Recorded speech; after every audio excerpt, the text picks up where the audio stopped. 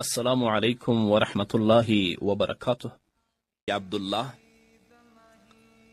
د کندهار له ولایت څخه سلامونه رالیږلي او د سلام نه یې وروسته لیکلي چې زه یوه پوښتنه لرم. پوښتنه مې دا ده چې څوک لمونځ نه کوي او قصدن یې قضا کوي، د هغه لپاره سزا او جزا څه ده؟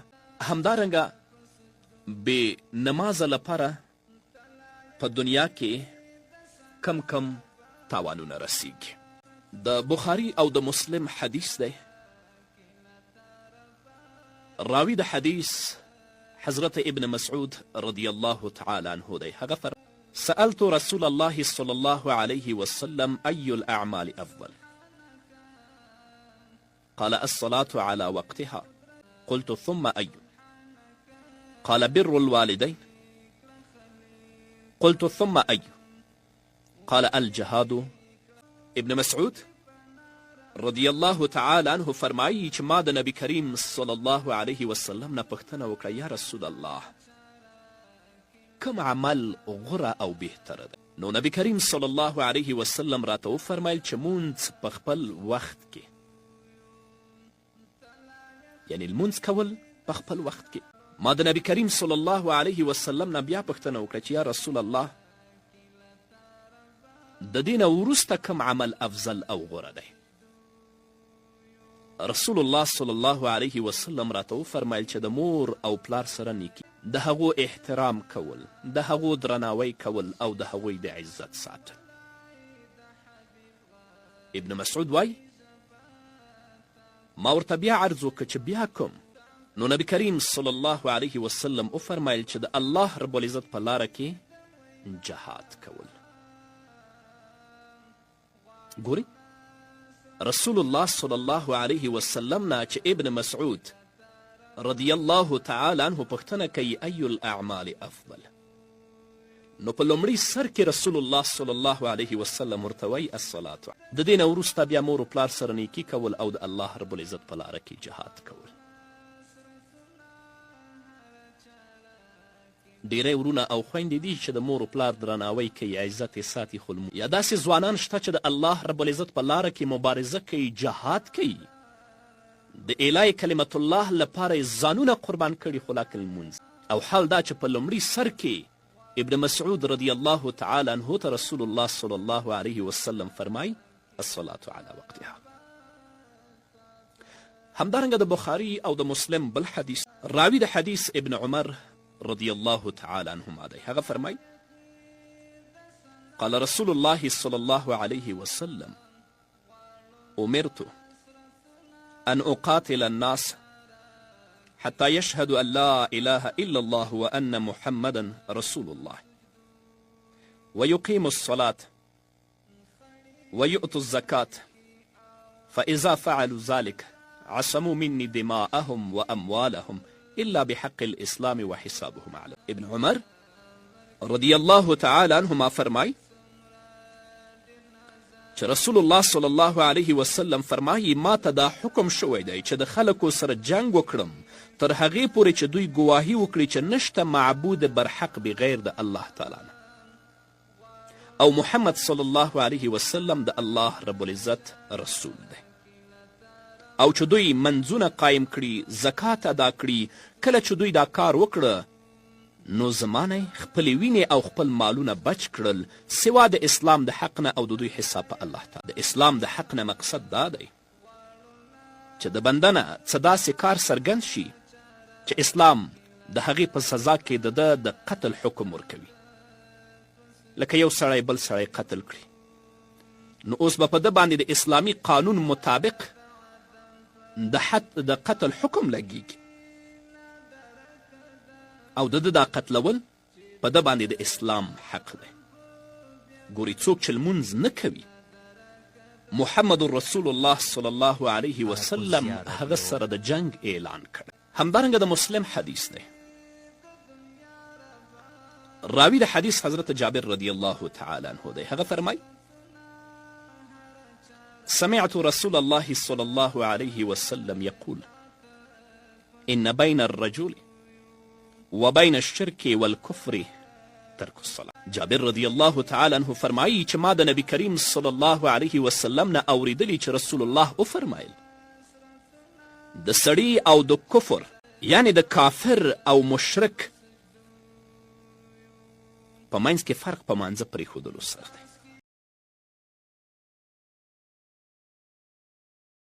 نو د داسې احادیثو نه معلومیږي چې تارک الصلات یعنی هغه کسان چې قصدا لمونځ نه کوي هغه کافر دی.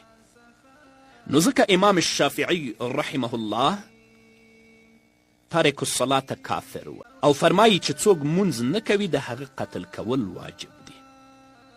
او امام احمد رحمه الله فرمایي چې دا مرتد دی، د سره به د مرتد معامله کیږي، که توبه ونه ایستله دا به وژل کیږي او د مسلمانانو په هدیره کې به هم. او امام ابو حنیفه رحمه الله فرمایي چې د حدیث مطلب دا دی چې مونځ پرېښودل دومره لویه ګناه ده چې کفر ته نږدې ده، او مونځ پرېښودونکی کافر نه دی، البته فاسق او ګنهګار دی. همدارنګه د ترمذي حدیث دی، راوی د حدیث حضرت شقیق بن عبدالله دی چې دا جلیل القدر تابعی دی. هغه فرمایي کان اصحاب محمد صلی الله علیه وسلم لا يرون شيئا من الاعمال تركه كفر غير الصلاة. شقیق بن عبدالله تابعی وای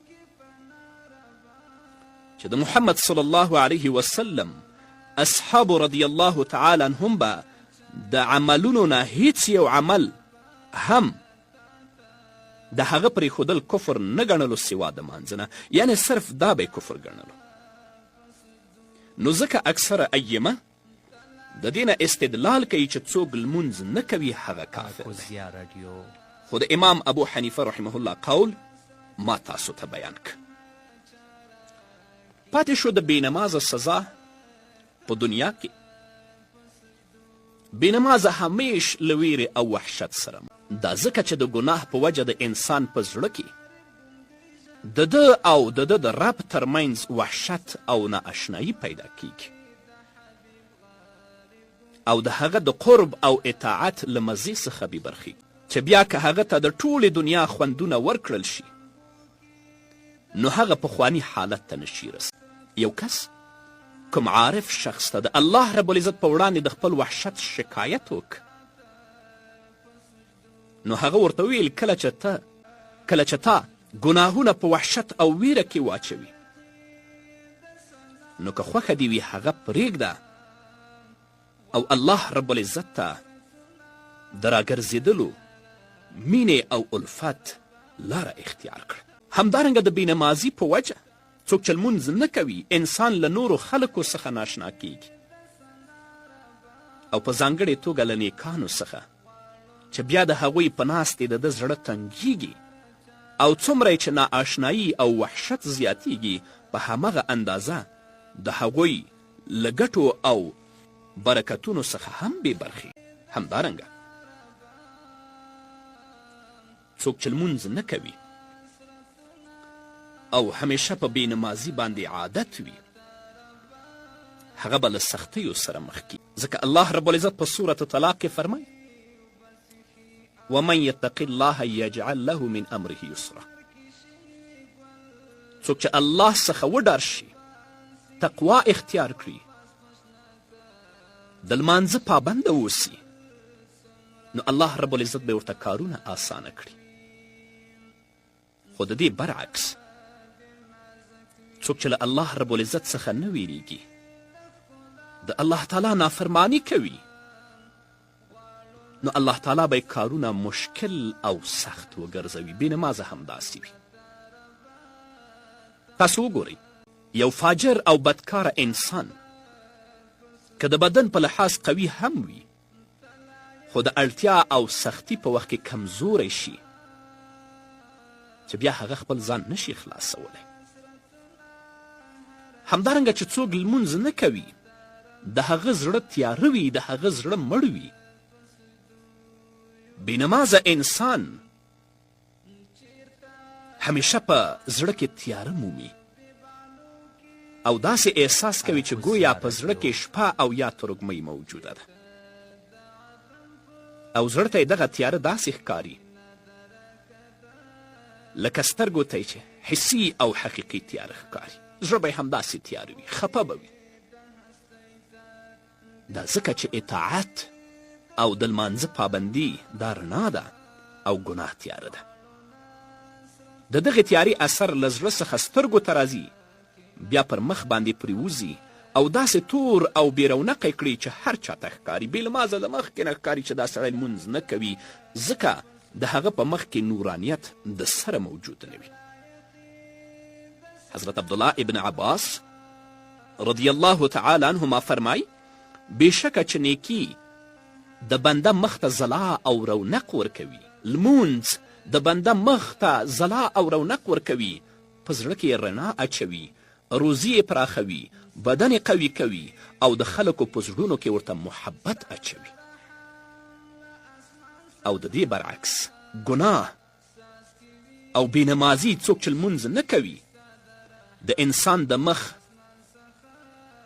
د توروالي، د زړه د تیارې، د بدن د کمزوري، د روزي د کموالي او له ده سره د خلکو په زړونو کې د کرکې پیدا کېدلو سبب ګرځي. کله چې د انسان د زړه ته تیاره زیاته شي نو پریشانی او حیرانتیا یې هم ډیره شي، چې بالاخره بیا په بدعتونو او د ګمراهۍ او د تباهي په کارونو کې په داسې طریقه مشغول شي چې بیا په ځان باندې نه پوهیږي چې زه څه کوم.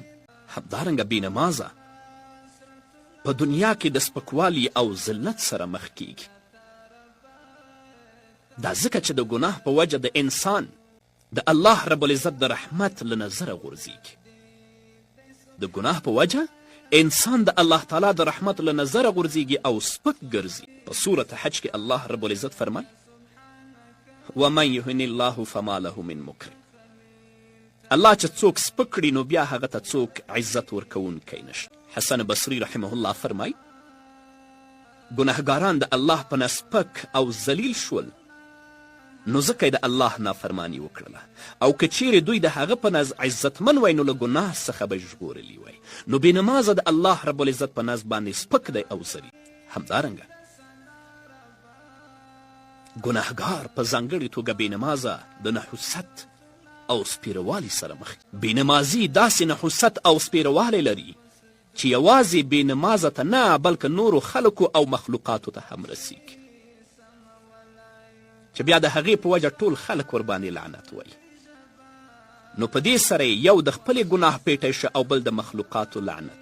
امام مجاهد رحمه الله فرمای کله چې وچکالي سخته شي او باران بند شي نو په نافرمانی کوونکو او ګناهګارو باندې څاروي هم لعنت وایي. دوی داسې وایي دا وچکالي د بني آدمو د نحوست له امله رامنځته شوې ده. الله دې موږ ترې وساتي. همدارنګه بېنمازه انسان عزت او درناوی له لاسه ورکوي. څوک چې لمونځ نه کوي هغه به ضرور ذلیله او خوار ګرځي، ځکه چې عزت یوازې د الله رب العزت په اطاعت او پیروي. الله رب العزت په سورة فاطر کې فرمایي من کان یرید العزة فلله العزة جمیعا. څوک چې عزت غواړي نو په دې دې وپوهیږي چې ټول عزت الله له، او دا عزت د الله رب العزت په پیروي باندې او د الله رب العزت په اطاعت باندې او د مانځه په پابندي باندې. حسن بصري رحمه الله فرمای که څه هم د ګناهګارانو لاندې یا د بېنمازو لاندې کچرې او اسونه روانیږي یا اوس په ډیرو لوړو ماډلونو موټرونو کې سپریږي، خو د ګناه سپیروالی او ذلت د دوی له زړونو څخه نه جدا. دا ځکه چې الله تعالی هغه څوک ذلیله کړی دی چې د الله رب العزت نافرمانی یې کړې ده. همدارنګه څوک چې لمونځ نه کوي د الله رب العزت د حکمونو او د اوامرو نه سرغړونه کوي هغوی د ملائکو له دعاګانو څخه د دې نه لویه بدبختي بله کومه ده.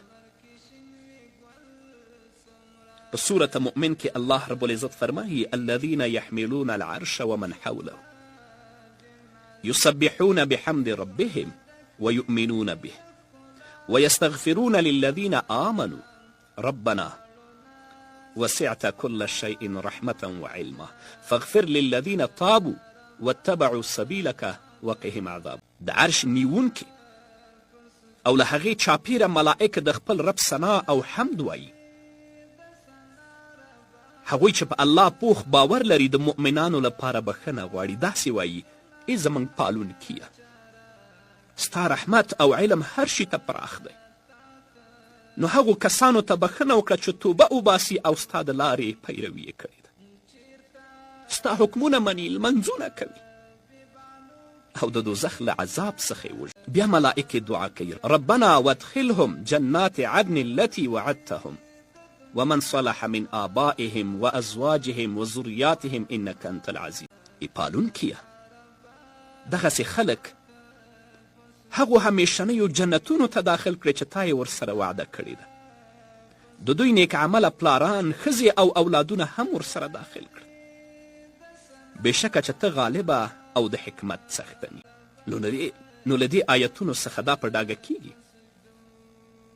چې ملائک د هغو خلکو لپاره دعا کوي څوک چې توبه وباسي او د الله تعالی د کتاب او د هغه د استازي صلی الله علیه وسلم د سنتو پیروي کوي. مګر څوک چې ایمانی صفتونه ونه لري، د ګناه په کارونو کې مشغوله یې لمونځ نه کوي او د حق د لارې پیروي پرېږدي، هغوی له دې دعاګانو څخه بې برخې دي. نو بېنمازه هم د ملائکو له دعا څخه بې برخې دی. له دې نه لوی ذلت به او له دې نه لویه محرومتیا به بل څه وي. همدارنګه بېنمازه بې حیا وي. دا ځکه چې حیا د زړه لپاره ژوندون او د هرې ښېګڼې بنسټ دی. کله چې له بنده څخه حیا ولاړه شي نو له هر ډول نیکبختي څخه محروم شي. او څوک چې حیا ونه لري هغه بیا په نورو ګناهونو باندې هم اړ نه وي. د بخاري حدیث دی. رسول الله صلی الله علیه وسلم فرمای د نبوت له لومړنیو خبرو څخه چې کومه خبره راپاتې ده هغه دا ده که حیا ونه کړې بیا چې څه غواړې هغه کوه. د حدیث مطلب دا دی چې څوک حیا ونه لري هغه بیا په ګناه کولو باندې صرفه نه کوي او نه د الله تعالی او د هغه د استازي صلی الله علیه وسلم له خلاف کولو څخه ډډه کوي. نو بې حیا خلکو ته ویرونه او ګواښ دی. که نن تاسې د بې شرمي په وجه په هیڅ ګناه اړ نه یاست، مونځ نه کوئ، نو سبا به حتما بده پایله او خراب انجام و. همدارنګه د بېنمازه له زړه څخه د الله رب العزت عظمت وځي. ډېر ځله داسې کیږي چې انسان په دې خبره دوکه شي چې زما په زړه کې د الله تعالی لویي او عظمت موجود دی. که ګناه کوم، لمونځ نه کوم، روژه نه نیسم، نو د هغه د رحمت امیدوار او د هغه د عفو طمع خو لرم. خو د انسان دغسې تصور هسې دوکه ده. شیطان دوی ته دوکه ورکوي که ستا په زړه کې د الله عظمت موجود وی نو د هغه د احکامو درناوی به دې کړی وی. کله چې بنده په زړه کې د الله د لویي او عظمت احساس ختم او یا کمزوری کړي، یعنی ختم شي، نو د هغه احکام ماتول ورته سپک او آسانه ګرځي چې په دې سره الله رب العزت ذلیله او سپک کړي. نو الله رب العزت دې موږ د خپلو حکمونو پابند وګرځوي. په ځانګړې توګه د مان په یوې غټې کورنۍ کې که یو کس بېنمازه وي نو د دې نحوست او سپیروالی د کورنۍ په ټولو غړو باندې. نو په کورنۍ کې چې پلار دی یا مور ده یا نور مشران دي خپل اولادونه او د کورنۍ غړي دي د مانځه پرېښودلو ته نه پرېږدي، هغوی دې لمانځه ته وهڅوي.